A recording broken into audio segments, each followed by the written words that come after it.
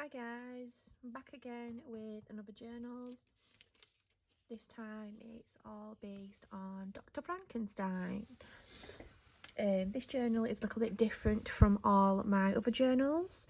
It's not thick and crammed with a lot of journaling cards and things like that. It's just a nice journal with lots of journaling spaces, lots of paper to journal on, and it's just a nice journal. So there's a lot to see on the front cover. The colour of the journal I came by accident. I ran out of brown acrylic, so I googled how to make brown paint, and voila, this is what come of the colour, which I do like. It does remind me of like a vintagey book, so I was quite happy with how the colour turned out. On the cover we've got some Tim Holtz cardstock, and then we've got some I forgot what that's called, Jude I think it is, and then some muslin with a bit of ink stamped on. We've got the Tim Holtz metal churn with life, as Dr. Frankenstein did bring his monster to life. We've got a real cog, some wooden like twigs, what I picked up from Wasdale.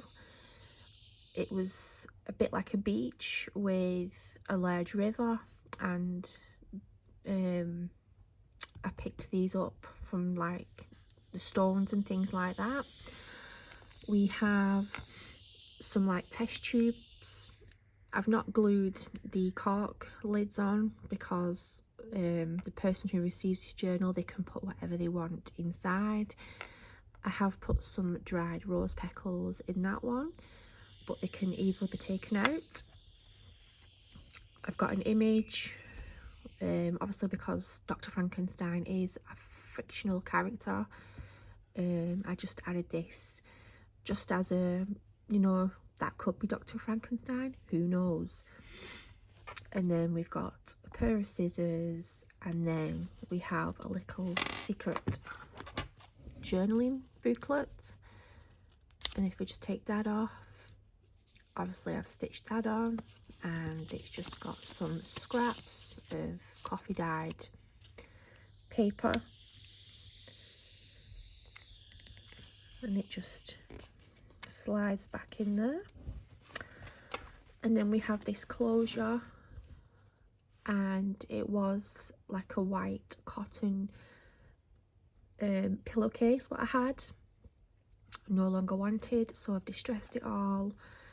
And obviously Dr. Frankenstein has made a bit of a mess because this journal is his journal, what he uses in his laboratory, and he goes back and forth looking for references and things like that, so it's going to be grungy and messy. I've added this, it's a bit like a radiator key, but it's a vintage one, and obviously he does have a lot of things in his laboratory, so I just added that as like a key to switch on one of his machines or whatever. The clasp opens up like so, and it just easily slides off like so. This journal has 150 pages on the inside of it. So before I look at these, this is a really old vintage, like a folder, should we say, and I've just left bits of it like this and this and this on, and then I've just covered up. There was some writing behind it, and then I've just covered that up because I just wanted to leave the original bits on. We've got a pocket with just some leftover bits what I didn't use in the journal, because obviously I didn't want to fill the journal up and make it too bulky. I just want it to be a nice journal just for someone to write in and things like that.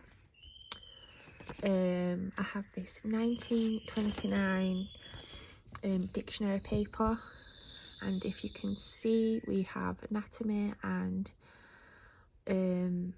anatomist, which is obviously someone who is skilled in anatomy, obviously Dr. Frankenstein, and then a couple of references and sayings about renewal of flesh and operations. So he would go back and look at this for references, maybe, who knows. So that's why this was added in. This is the image of Mary Shelley, who was the creator of Frankenstein. She was born in 1797 and she published her Dr. Frankenstein book in 1818. When she published Frankenstein book, everybody thought her husband, Percy Shelley, had published the Frankenstein book, because obviously back then nobody wanted women to succeed and women didn't have equal rights and things like that.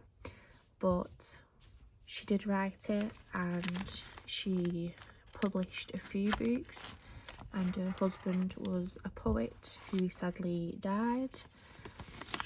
This is not an original copy, but this is a letter, a letter what she wrote, and it was her first paragraph of Frankenstein. The writing is quite hard to see, but that was the first ever paragraph and the start of the Frankenstein book. So that's a bit of history, and obviously I had to add her in. So yep. So we'll go through the journal, and like I say, it's just, you know, it's got lots of journaling space. We've got this muslin, which was like a creamy colour, and I've just distressed it. Obviously Dr. Frankenstein is back and forth writing things and, you know, referring back to his journal, hence why it's grungy. And then just some stitches. Just got some journaling cards, an envelope with a bit of blood on, a postcard, some more. The reason why I've added these in is because they look a bit like bandages. So while Dr. Frankenstein is working away in his studies, and he's got bandages.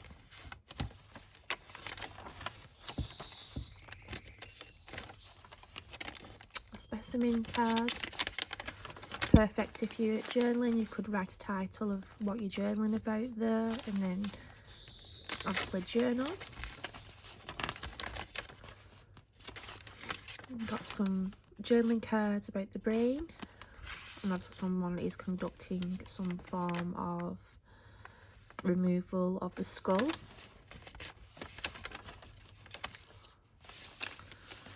Some more journaling cards, and it is the nervous system on the human body.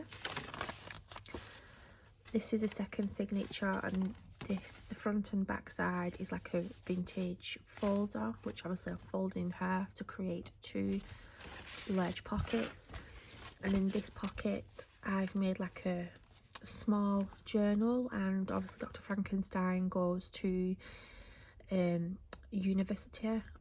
I think it was called the university in them days, and when they're doing the studying and working on the bodies, he takes this booklet with him so he can write notes and come back to it for references. So there's, you know, bits and pieces in,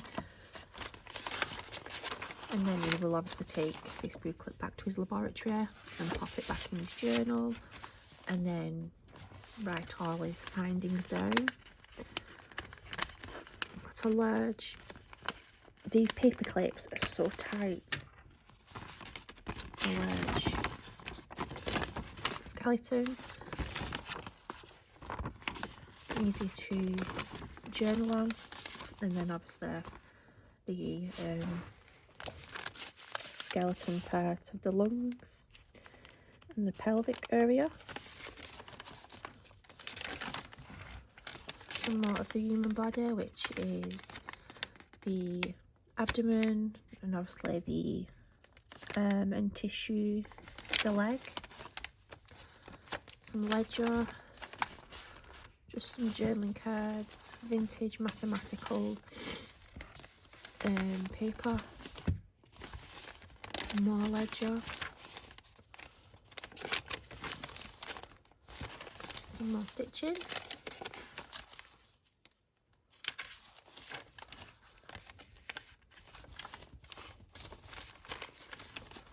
again some more of that,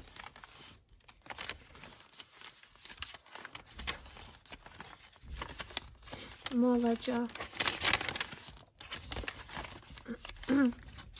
specimen card with just some tickets.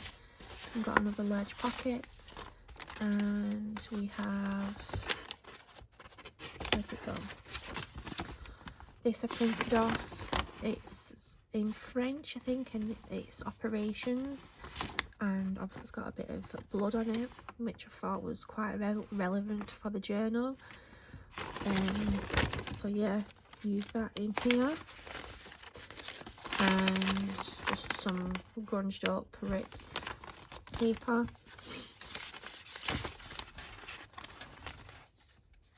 Obviously Dr. Frankenstein didn't perform operations on dead bodies. He had grave diggers to collect dead bodies so that he could perform his work, which was illegal. A letter, obviously they had to correspond in letters back in the 1800s. Perfect for journaling on. Some vintage ledger which had been printed off. Some journaling cards with different types of instruments for his work.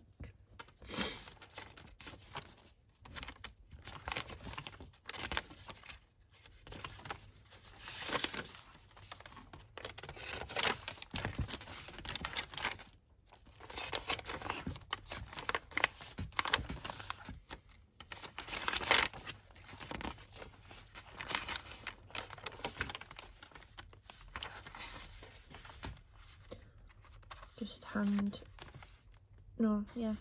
and foot anatomy. Another journaling card, and then another one, and then that is the end of the journal. This is left over from the closure of the class. I only added it in just because the person who receives this journal, if the journal does become quite thick and chunky and the clasp can no longer fasten, because it will get that big if someone does use it and fill it up. I've just added this extra piece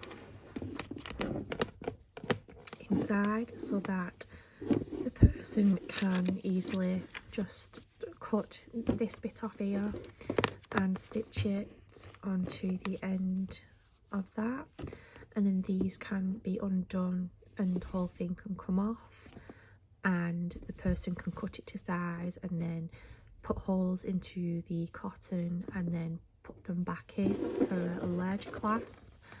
I just thought I'd add it in because it was just like an added extra for the receiver to do.